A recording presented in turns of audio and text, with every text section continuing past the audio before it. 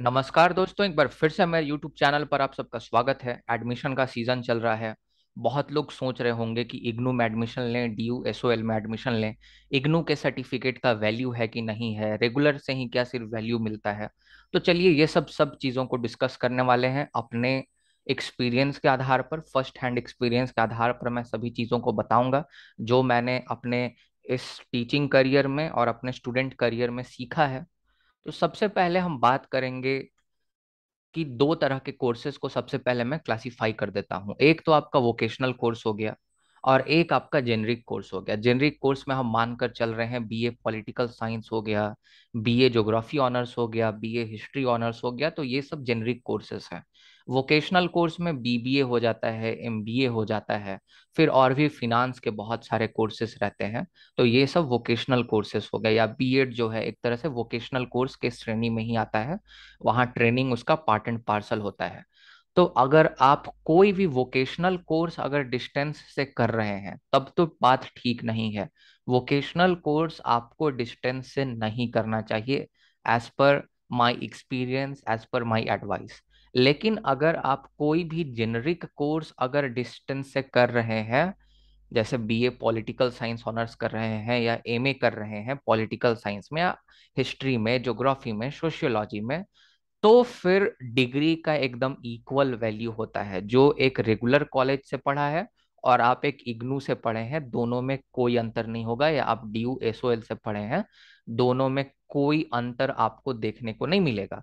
तो अगर आप बीए जेनरिक कोर्सेस में करना चाहते हैं तो बिल्कुल आप इग्नू और डीयू एसओएल में से आप कहीं भी एडमिशन ले सकते हैं।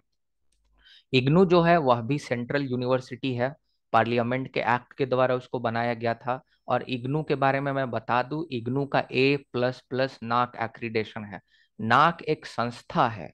नाक का फुल फॉर्म होता है, if I am not wrong, national assessment and accreditation council. तो ये इवेलुएट करता है सारी यूनिवर्सिटीज को कि कौन यूनिवर्सिटी कितना महत्वपूर्ण है, या कौन यूनिवर्सिटी में कितना अच्छे से पढ़ाई लिखाई होता है। तो उसमें A++ रैंकिंग दी गई है इग्नू को, जो कि अपने आप में बहुत बड़ी बात है।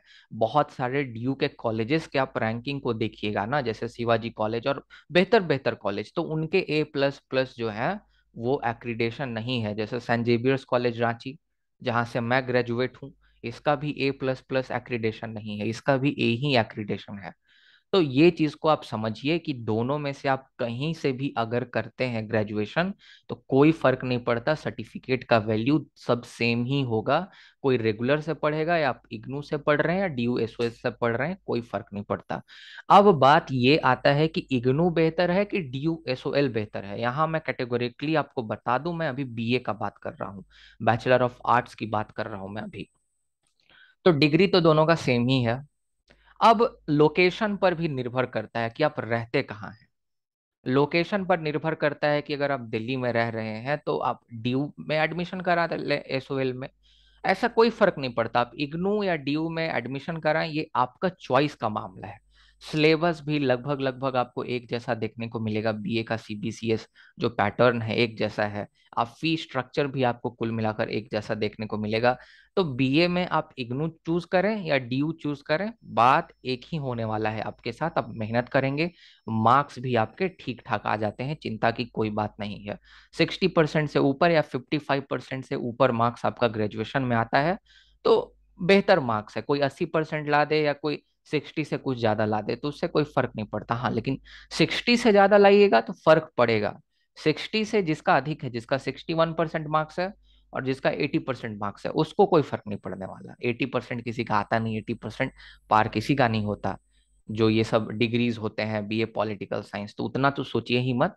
55% से ज्यादा और खूब मेहनत करिए, 60 से ऊपर ला दीजिए तो और बेहतर है। और खूब भी मेहनत करने का जरूरत नहीं पड़ता, थोड़ा सा ध्यान दे दीजिएगा तो 60 पर आराम से आ जाएगा। तो इसमें कोई दिक्कत की बात नहीं है। तो आप डीयू एसओएल में भी ले सकते हैं। कहने के लिए होगा कि मैंने डीयू से जो है बीए किया है। तो ये तो आपका बीए का बात हो गया। अब थोड़ा हम एमए पर बात करते हैं।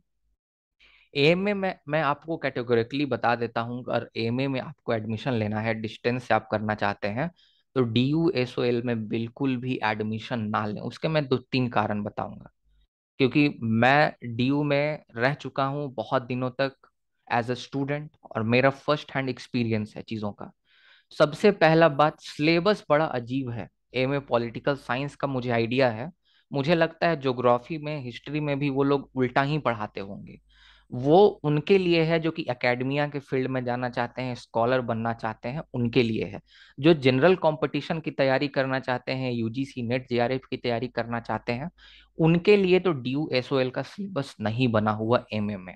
तो पहला कारण तो ये है वहाँ एडमिशन ना लेने का। दूसरा कारण है मार्क्स भी कम मिलते हैं। अगर आपको यूजीसी नेट के एग्जाम में बैठना है या जेआरएफ में, तो कम से कम अगर आप जनरल कैटेगरी या ईडब्ल्यूएस कैटेगरी से बिलोंग करते हैं तो 55% मार्क्स चाहिए। और अगर आप एसटी एससी ओबीसी अगर कैटेगरी से बिलोंग करते हैं तो 50% मार्क्स चाहिए।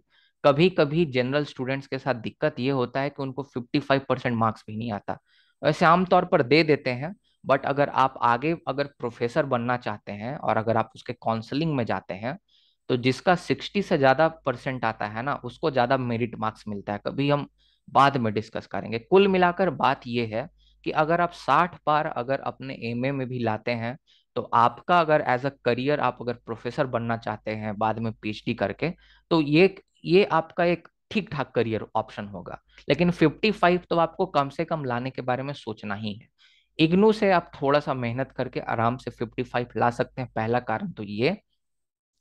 दूसरा कारण मैं ये भी बताता हूँ कि इग्नू का जो सिलेबस है ना एमए का, वो इतना बेहतर है, इतना बेहतर कि अगर आप उसको ठीक ठाक से पढ़िएगा तो आपका तो ऐसे ही 50-60% जो सिलेबस है यूजीसी नेट और जेआरएफ का कंप्लीट हो जाएगा।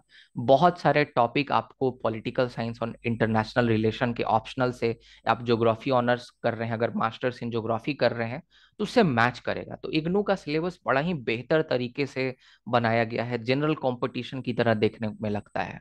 तो इसीलिए इग्नू ज्यादा बेहतर है। ड्यू में आपको रीडिंग्स पढ़ना पड़ेगा, रीडिंग्स का लैंग्वेज बड़ा ही टफ देखने को मिलेगा आपको। आपको कुछ समझ में नहीं आएगा, आप 2 साल बस ऐसे ही पार कर दीजिएगा, आप कुछ सीख नहीं पाइएगा। इग्नू के रीडिंग्स जो हैं ऐसे ही आपको अवेलेबल हो जाएंगे ऑनलाइन, मैं अपने वेबसाइट पर भी कुछ दिन बाद अपलोड करूंगा।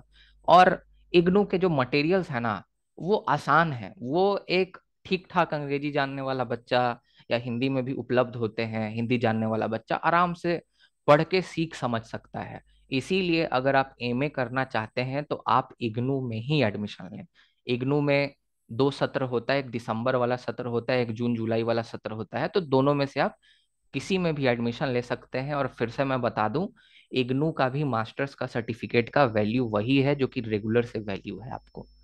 तो कुछ कुछ कोर्सेस हैं जिसमें एडमिशन नहीं लेना चाहिए, और अब वह कोर्सेस ऑनलाइन नहीं है। एक कोर्स मैं आपको बता रहा हूँ, बीएड ऑनलाइन नहीं करना चाहिए। और बीएड आपको कहीं मिलेगा भी नहीं कि ऑनलाइन जो है वो अवेलेबल हो। बीएड ऑनलाइन जो है उसका मान्यता समाप्त हो गया है।